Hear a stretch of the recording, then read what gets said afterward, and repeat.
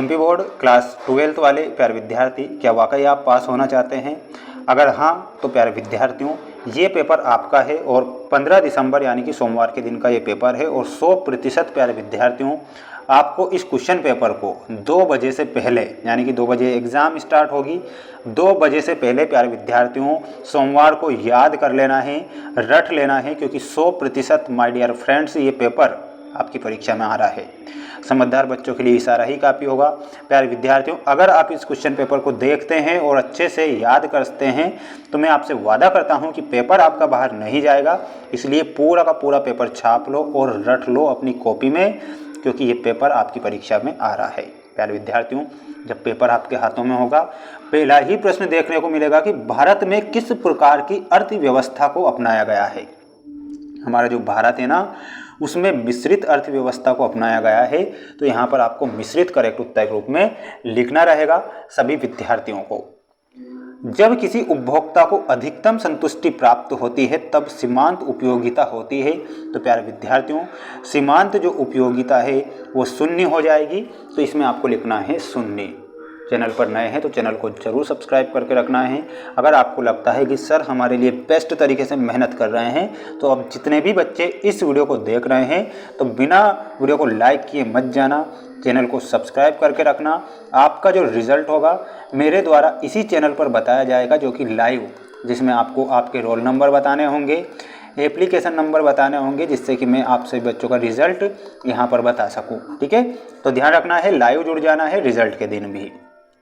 अगला प्रश्न देखिएगा। अगला प्रश्न ये रहा आपकी स्क्रीन के सामने। देखिएगा आप प्यारे विद्यार्थियों, हमारा प्रश्न आपसे पूछा गया है, किसी वस्तु का मूल्य बढ़ने पर पूर्ति क्या होती है। प्यारे विद्यार्थियों, अगर किसी वस्तु का मूल्य बढ़ जाए ना तो पूर्ति भी बढ़ जाएगी। तो इसमें आपको लिखना है पूर्ति बढ़ती है। भारत में 1 रुपये का नोट कौन निर्गमित करता है, यानी कि 1 रुपये का जो नोट होता है ना, वो वित्त मंत्रालय के द्वारा जारी किया जाता है। तो इसमें आपको वित्त मंत्रालय लिखना है। अल्पकालीन उत्पादन फलन की व्याख्या निम्नलिखित में से किस नियम के द्वारा दी जाती है। तो परिवर्तनशील अनुपातों के नियम से वो दी जाती है। तो इसमें हमारा ऑप्शन नंबर फर्स्ट सही उत्तर हो जाएगा। आपको ऑप्शन नंबर फर्स्ट करेक्ट कर देना है और अच्छे से याद कर लेना है। अगर आपको पास होना है तो रट लीजिए, और पास नहीं होना है तो प्यारे विद्यार्थियों आपके अकॉर्डिंग देख लेना, अच्छे से मेहनत करके जरूर जाइएगा। सीमांत उपभोग प्रवृत्ति में हमारा सही उत्तर क्या हो जाएगा, ऑप्शन नंबर बी।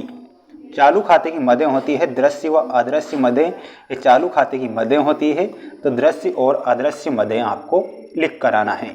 आप वाकई पास होना चाहते हैं तो रट लीजिए पेपर में आपको बता रहा हूँ, तो वादा मैंने आपसे किया है ना कि पेपर आएगा, तो बिल्कुल आएगा। इसलिए सभी बच्चे ध्यान से देख लो और अच्छे से याद कर लो इन प्रश्नों को। सूक्ष्म एवं व्यापक अर्थशास्त्र एक दूसरे के होते हैं, तो एक दूसरे के वो पूरक होते हैं। तो इसमें आपको पूरक लिखना है।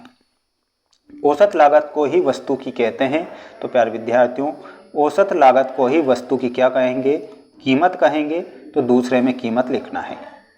उच्चतम निर्धारित कीमत को कीमत सीमा भी कहते हैं। तो इसमें भी आपको कीमत लिखना है। चौथा देखिए, प्रति व्यक्ति आय अधिक होने पर जीवन स्तर हो जाता है। तो जीवन स्तर ऊंचा हो जाता है, इसलिए इसमें आपको क्या लिखना है, ऊंचा। बचत आय का वह भाग होता है जो पर खर्च नहीं किया जाता है। तो इसमें आपको लिखना है चालू उपभोग पर खर्च नहीं होता है। तो इसमें आपको चालू उपभोग फिल करना है। मुद्रा प्रसार की दशा में रेपो रेट को घटा दी जाती है। तो आपको लिखना है घटा दी जाती है। ये आपको करेक्ट करना है।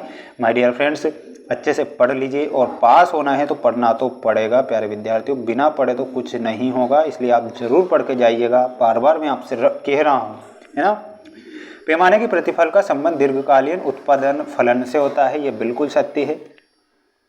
यदि पूर्ण प्रतियोगी बाजार में मांग का अतिरेक है तो संतुलन मूल्य बढ़ाना चाहिए। तो प्यारे विद्यार्थियों, असत्य होगा। समष्टि अर्थशास्त्र को सामूहिक अर्थशास्त्र भी कहते हैं, ये भी आपका सत्य है। स्टॉक परिवर्तन एक प्रवाह है। पूर्ण रोजगार का आशय शून्य बेरोजगारी नहीं होता है। शिक्षा पर किया गया जो व्यय होता है वो विकासात्मक होता है, ये सत्य है। और लास्ट वाला हमारा असत्य होगा। अब आप इसका एक स्क्रीनशॉट लेकर पढ़िएगा और अच्छे से पढ़ के जाइएगा, क्योंकि पेपर परीक्षा में आ रहा है आपकी परीक्षा में, इसलिए रट लो और छाप लो। स्थानापन्न वस्तुएं में आपका चाय एवं कॉफ़ी स्थानापन्न वस्तुएं हैं। बेलोचदार मांग, ऑप्शन नंबर डी नमक। पूरक वस्तुएं, तो पूरक वस्तुएं हो जाएगी आपकी गेंद व बल्ला। The general theory of employment में आपका सही उत्तर हो जाएगा और लॉर्ड किन्स सही उत्तर होगा।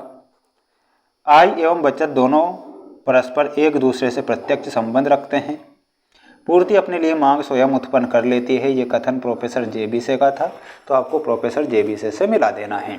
अच्छे से पढ़ लीजिए, अच्छे से रट लीजिए, छाप लीजिए, क्योंकि पेपर अगर मैं आपको बता रहा हूँ ना तो 100% परीक्षा में पेपर छपेगा।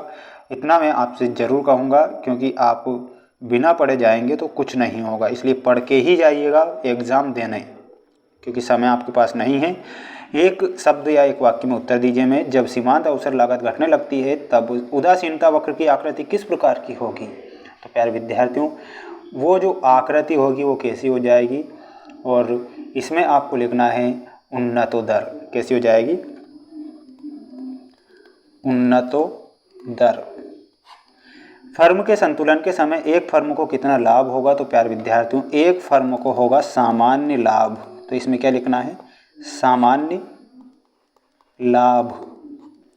पूर्ण प्रतियोगिता में वस्तु की कीमत का निर्धारण किसके द्वारा किया जाता है। तो वो किया जाता है प्यारे विद्यार्थियों मांग व पूर्ति के द्वारा। समष्टि अर्थशास्त्र का मुख्य यंत्र क्या है। तो इसमें आपको राष्ट्रीय आय विश्लेषण लिखना है। क्या लिखना है? इसमें आपको लिखना है समष्टि अर्थशास्त्र का मुख्य यंत्र है राष्ट्रीय आय विश्लेषण। 5वां देखिएगा, राष्ट्रीय आय की गणना हेतु विभिन्न साधनों को प्राप्त होने वाली आय को किस विधि में शामिल किया गया है। तो उसे किया गया है आय विधि में शामिल। संसद में सरकारी बजट प्रस्तुत किया जाता है वित्त मंत्री के द्वारा। तो वित्त मंत्री लिखना है। प्यारे विद्यार्थियों, मेरे द्वारा आपको मोस्ट इंपोर्टेंट प्रश्न बताया जा रहा है जो कि परीक्षा में आ सकते हैं, इसलिए अच्छे से पढ़ के जाइएगा, क्योंकि मोस्ट इंपोर्टेंट क्वेश्चन ही पेपर में आते हैं। किसी प्रकार से रियल या वायरल के चक्कर में ना पड़ें, मेहनत करके जाइएगा, अच्छे से अपनी फेयर कॉपी से भी पढ़ के जाइएगा, जिससे कि आप पास हो सके। Best of luck. जय हिंद, वंदे मातरम।